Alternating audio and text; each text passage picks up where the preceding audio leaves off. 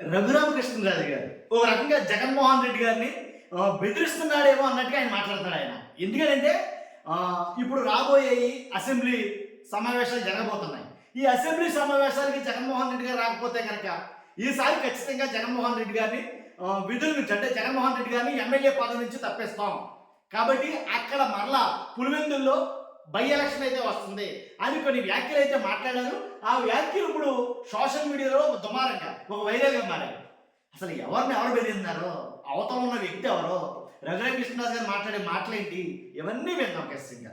దాని గురించి అయితే మాట్లాడబోతాం. ఫస్ట్ అయితే లైక్ చేయండి, ఎందుకంటే వాస్తవాలు ఏంటి, నిజాలు ఏంటి ప్రజలకు తెలియాలంటే మీ బాధ్యతగా లైక్ చేయండి.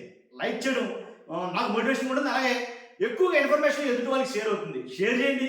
కొత్తగా మన ఛానల్ ఇస్తే పక్కాగా సబ్స్క్రైబ్ చేయండి. మీ అమూల్యమైన అభిప్రాయాన్ని కామెంట్ రూపంలో తెలియజేయండి. రఘురామకృష్ణరాజు గారు కొన్ని వ్యాఖ్యలు ఏదైనా చేశాడు, ఏంటి అనేది విందాం ఒకసారి. కూడా మరి ఆయన రాకపోతే మొన్న పులివెందులలో బై ఎలక్షన్ వచ్చింది కదా, అలాగే పులివెందుల అసెంబ్లీకి కూడా బై ఎలక్షన్ వచ్చే అవకాశం ఉండొచ్చు.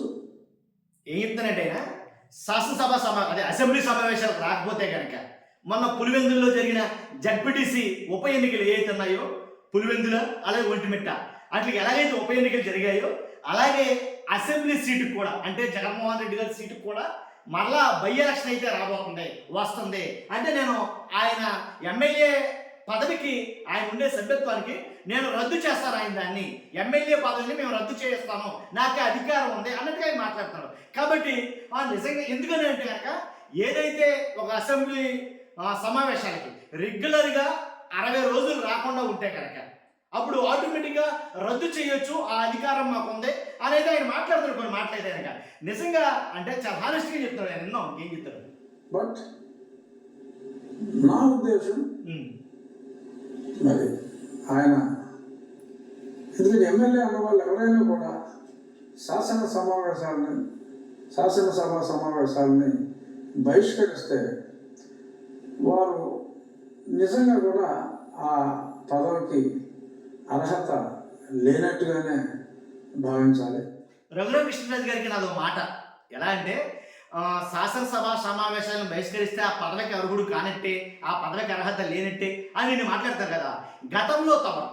గతంలో తమరు నరసాపురం ఎంపీ ఎప్పుడైతే ఉన్నారో మీరు ఆ పదవి చేసినంత కాలంలో ఎప్పుడైనా సరే నియోజకవర్గానికి వెళ్ళారా?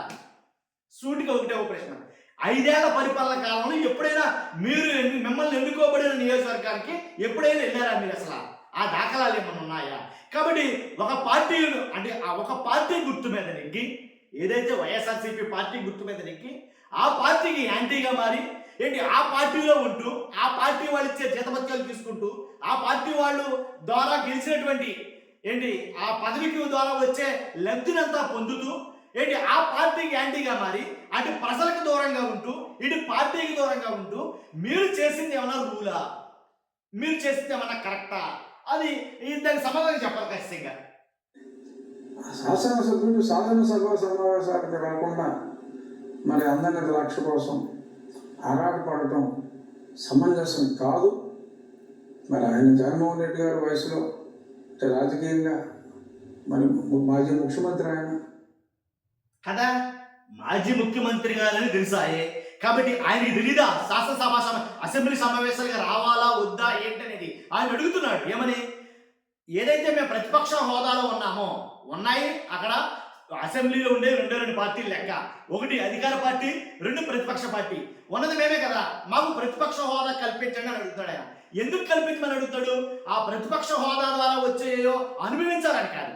ప్రతిపక్ష హోదా అనేది ఇస్తే ఖచ్చితంగా మీరు మాట్లాడింది ఎవరైతే లీడర్ ఆఫ్ ద హౌస్ ఉంటారో, లీడర్ ఆఫ్ ద హౌస్ మాట్లాడిన తర్వాత వెంటనే మాట్లాడేది ప్రతిపక్ష నాయకుడే, తనకు అవకాశం దొరుకుతుంది. అందరిలాగానే 2 నిమిషాలు చొప్పున కేటాయిస్తే కనుక తన గళాన్ని తన వాడిని అసెంబ్లీలో వినిపించడానికి కుదరదు. మైకులు కట్ చేస్తారో, గతంలో ఇలాంటి అనుభవాలు మేము చూసాం. కాబట్టి మాకు ప్రతిపక్ష హోదా ఇస్తే మా బాధని, మీరు అడిగిన ప్రశ్న సమాధానాలని అన్నింటినీ పక్కాగా మేము చెప్పుకోవడానికి మాకు అవకాశం దొరుకుతుంది. అందుగురించి మాకు ప్రతిపక్ష హోదా ఇవ్వండి అని ఆయన అడుగుతున్నాడు.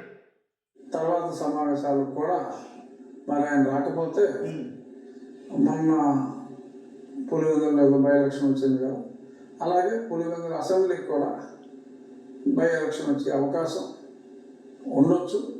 బట్ నా ఉద్దేశం మరి ఆయన, ఎందుకంటే ఎమ్మెల్యే అన్న వాళ్ళు ఎవరైనా కూడా శాసన సమావేశాలను అదేంటి విషయం అర్థమైంది కదండి. చూస్తున్నా మీరు అందరూ కూడా దీని మీద మీ అభిప్రాయం ఏంటో కామెంట్ రూపంలో తెలియజేయండి. ఫస్ట్ అయితే లైక్ చేయండి, కొత్తగా మన ఛానల్స్తో పక్కాగా సబ్స్క్రైబ్ చేయండి. Thank you very much.